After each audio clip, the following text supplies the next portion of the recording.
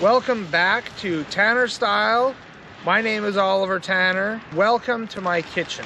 Today we're going to do two videos. Our first video is going to be some Irish soda bread, and our second video we're going to finish up the meal with some Irish lamb stew with Guinness. All right, so let's get cooking. So let's get started with Irish soda bread to begin with.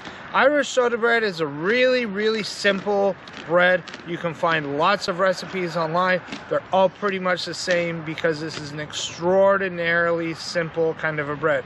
We're not going to be dealing with any kind of kneading with this like you might see with other breads, because the key component to most other breads, you want structure and all this stuff. You want a lot of gluten development normally with bread.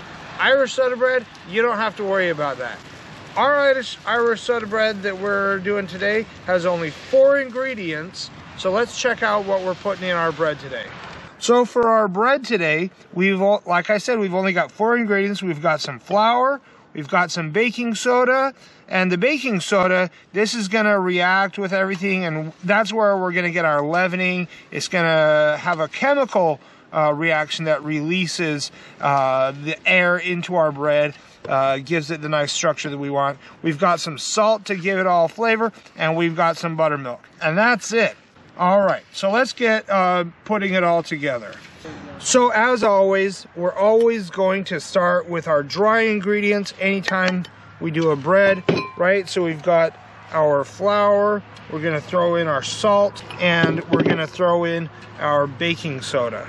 Okay, now anytime that you are using baking soda especially, really you should do this with any kind of dry ingredients, but especially with baking soda, nobody wants to eat a clump of soda. And so ideally we would want to have a wire mesh strainer and push this through the strainer to break it all up and to sift all this. Today we're going to at least whisk it, okay, and the whisk is going to help to break all that up.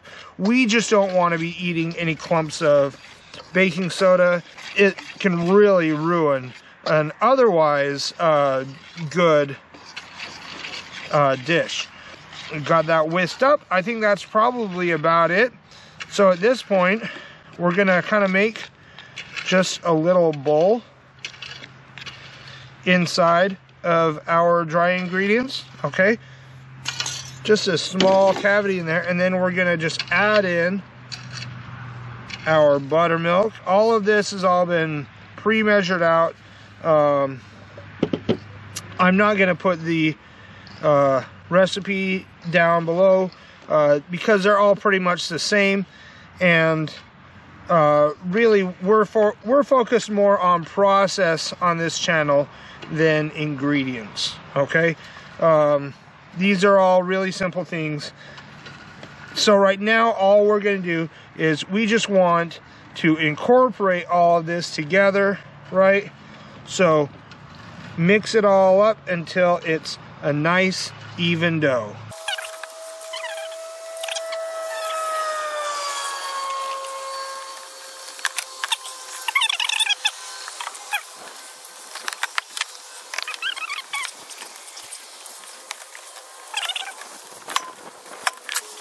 All right, so now we've got our bread basically done, aside from baking.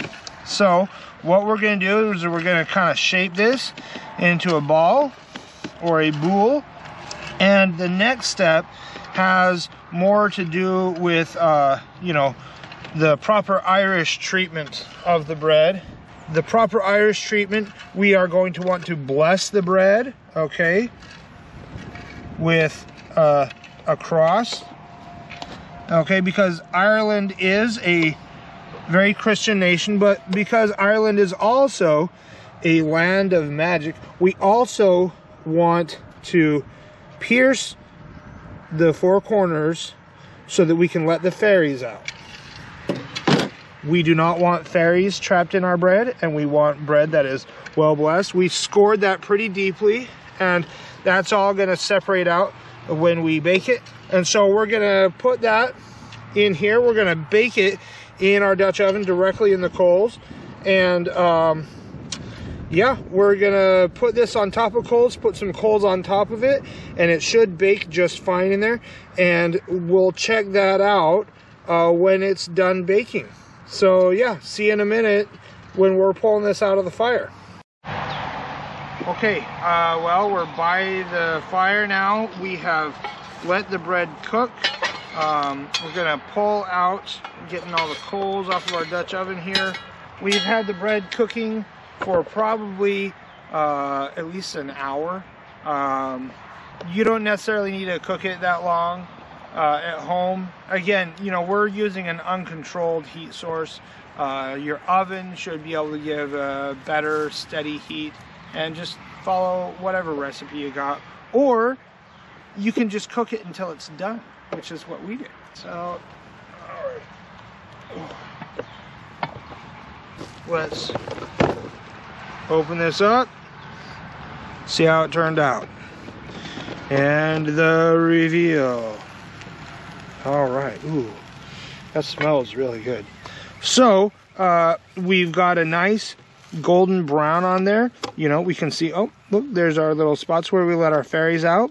We've got our cross over the top, and just like I said, it opened up quite a lot.